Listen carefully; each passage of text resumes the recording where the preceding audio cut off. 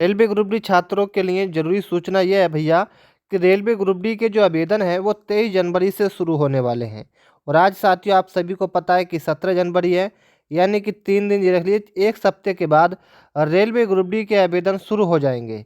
लेकिन इस बार साथियों रेलवे ने परीक्षा सिलेबस पैटर्न के बारे में थोड़ा सा बदलाव किया है। यानी कि जो पिछली बार आपने रेलवे ग्रुप डी की परीक्षा दी थी और इस बार आप रेलवे ग्रुप डी की परीक्षा देंगे तो उसमें काफ़ी बदलाव है सिलेबस में। अब वो सिलेबस में क्या क्या बदलाव इस बार किया गया है वो हम आप सभी को बताएंगे। तो प्यारे मित्रों, अगर आप रेलवे ग्रुप डी की तैयारी कर रहे हैं तो ये वीडियो आपको 2 मिनट देखनी है, उसके बाद सारी जानकारी आपको मिल जाएगी। यानी कि इस बार साथियों रेलवे ग्रुप डी परीक्षा के अंदर जो पैटर्न होता है, सिलेबस होता है, उसमें कुछ बदलाव किए गए हैं। ठीक है ना, तो वो बदलाव हम आप सभी को बताएंगे, तो इसलिए प्लीज़ आप इस वीडियो को लास्ट तक देखना। सबसे पहले मैं आप सभी को बता दूं साथियों, रेलवे ग्रुप डी परीक्षा एक नज़र में आपको बता देते हैं। परीक्षा का पूरा नाम है railway requirement board group D exam. संक्षिप्त चर्चित का नाम करें तो रेलवे ग्रुप डी भर्ती को इसको कहते हैं।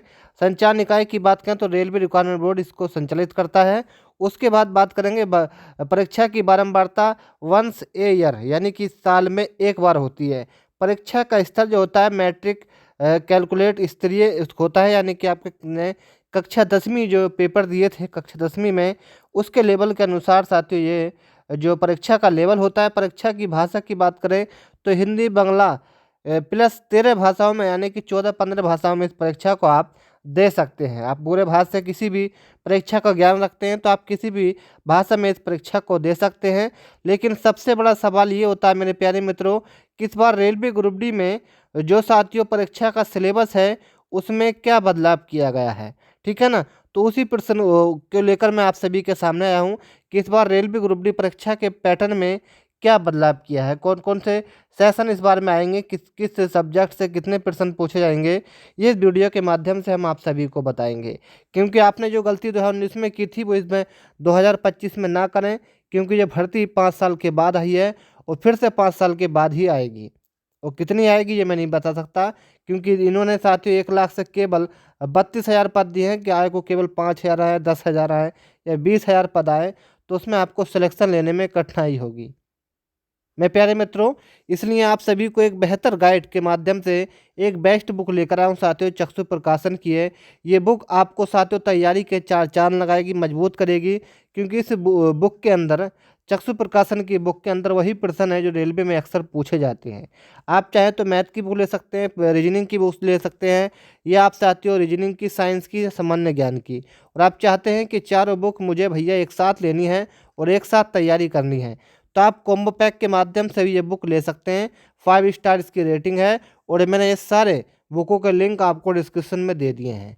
ठीक है ना, वीडियो के नीचे आपको लिंक मिल जाएंगे सारे, तो आप वहाँ जाकर इस पर क्लिक करके इन बुकों का जरूर लेना, क्योंकि ये बुक आपको सिलेक्शन दिलाएंगी 100%। ठीक है ना। अब मैं आप सभी को ये बताना चाहूँगा साथियों कि इस रेलवे ग्रुप डी परीक्षा के अंदर किन किन सब्जेक्ट से कितने प्रश्न पूछे जाएंगे।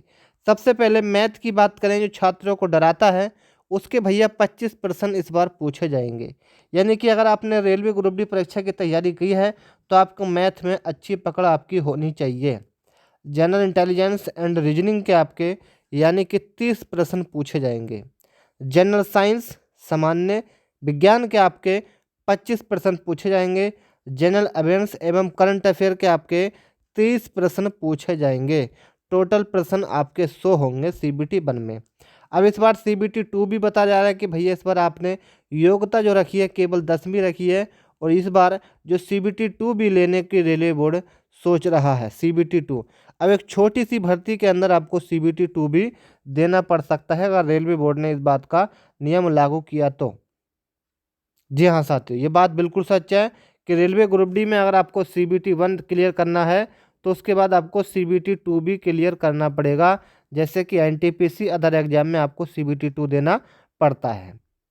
तो इस बात को भी आप लिखना प्यारे मित्रों, ठीक है ना। आप कमेंट में कोई सवाल कोई जवाब है तो आप सभी छात्र कमेंट में पूछ सकते हैं कि रेलवे ग्रुप डी परीक्षा के अंदर क्या बदलाव किया गया है, हम आपको कमेंट का जवाब तुरंत देंगे। ठीक है ना। एक सबसे बड़ी बात ये भी होता है, वो कुछ छात्र ये पूछ रहे थे कि भैया इसमें रेलवे ग्रुप डी के अंदर फिजिकल क्या होता है। फिजिकल शारीरिक मानक क्या होते हैं, तो पुरुष वाले और महिलाओं के लिए अलग अलग होते हैं और ये साथियों काफ़ी कठिन है ये करना। 35 किलो वजन उठाकर आपको 2 मिनट में 100 मीटर तक चलना है, 100 मीटर तक, और 4 मिनट और 15 सेकंड में आपको 1000 मीटर दौड़ना है। 20 किलो वजन महिलाओं को उठाकर 2 मिनट 16 मिनट 100 मीटर चलना है, और 5 मिनट 40 सेकंड में आपको 1000 मीटर दौड़ना है, यानी कि 1 किलोमीटर दौड़ना है 5 मिनट 40 सेकंड में। तो ये तो आप कर सकते हैं, 5 मिनट 40 सेकंड में आपको 1000 किलोमीटर दौड़ सकते हैं, लेकिन 20 किलो वजन उठाकर दौड़ना, उसी को आगा जो साथियों इस बार भजने में, या कुछ छात्र इतने मोटे होते हैं या पतले होते हैं कि 35 किलो वजन अगर किसी के कंधे पर रख दिया तो साथियों उसको तो वैसे ही चलने में परेशानी हो जाएगी। तो रेलवे ग्रुप डी भर्ती को आप हलवा ना समझें कि भैया एक बार में हम खा लेंगे इसको, ऐसा नहीं है साथियों। ये चरण आपको पूरे करने पड़ेंगे, तभी आप साथियों रेलवे ग्रुप डी भर्ती के अंदर आप सिलेक्शन ले पाएंगे। और मैं आप सभी को बता दूं, रेलवे ग्रुप डी का जो पेपर आता है ना, वो काफ़ी इजी नहीं आता, काफ़ी आसान समझ बैठे हैं कि भैया रेलवे ग्रुप डी भर्ती है, आसानी से मिल जाएगी। जिस छात्र ने लिए उसी के मन से पूछे कितनी कठिनाई करके, कितनी परिश्रम करके उसने इस भर्ती को पास किया है और कैसे सिलेक्शन लिया है। चलिए, वीडियो को आप लाइक जरूर करिएगा, चैनल को सब्सक्राइब करिएगा, ताकि आपको हर एक अपडेट सबसे पहले मिलता रहे।